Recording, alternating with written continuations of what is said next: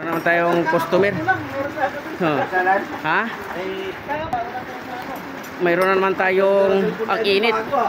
Ang init ng wiper motor niya. Titingnan natin kung di siya nalubog sa tubig, pwedeng repairin. Pero kung nalubog na, assembly na to. Titingnan natin. Yan, tanggalin natin to. Kabilaan. Yan.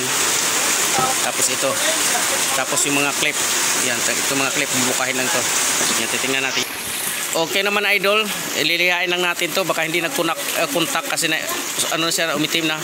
Lilihain lang natin to. Tapos good pa naman yung carbon niya, mataas pa yung carbon niya. Yun, ito lang, linisin lang natin. Yan, titingnan natin. Ano natin, ito lang, lilihain natin to. Yan. Yan, nagrasahan na natin, ayos na natin. Naibalik na natin yung carbon sa loob. Yan, check natin, kabit ulit natin to. Balik na natin. Sa pagsalpak nito po idol, kailangan gamit, hawakan mo ganito. Para pag ikabit natin yung magnet.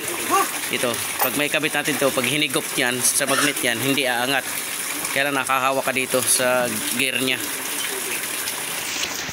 Yan na idol, nakakabit na natin. No? Nakahawak tayo dito para hindi pag hinigop ng magnet nito, hindi siya aangat kasi napigilan mo. Yan, kakabit na natin. Yan, nakabit na tayo idol. Ta-timing na lang to. Di basta-basta magkabit ka ng wiper motor. May timing yan para sa align nito.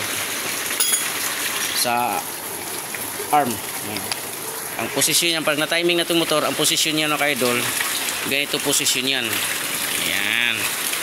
Yan, ganyan posisyon. Nasa ilalim lagi ito. Yan, ganyan posisyon yan. Pag na-timing, unahin mo na timing yung motor. I-on susi, tapos i-wiper mo pataas, tapos bitawan na. Pag umikot na siya, pag hinto, yun ang pinaka-timing niya. Tapos, pag align naman itong linkage, pag align ng linkage, ganyan yung posisyon yan. Yan o. Para hindi ka na maligaw. O, ganyan yung posisyon yan. Nasa ilalim lagi, yung nut, nasa ilalim. Yan o.